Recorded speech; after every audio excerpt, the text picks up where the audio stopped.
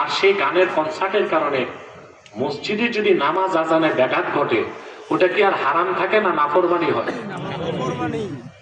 কত আর নাফরমানি করবেন? ভূমিকম্প কিন্তু আসছে একটা।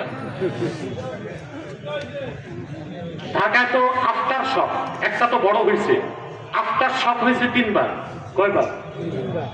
5.7 রেক্টার স্কেলের ভূমিকম্প ছিল 6-7 সেকেন্ড।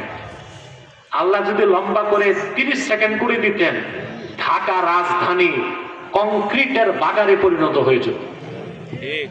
এখনো কনসার্ট ছাড়বেন না, আর কনসার্ট করতে যে মসজিদের নামাজ আর আজানে ব্যাঘাত করবেন, এটা তো কোনো মুসলমানদের কাজ না, বেঈমানদের কাজ।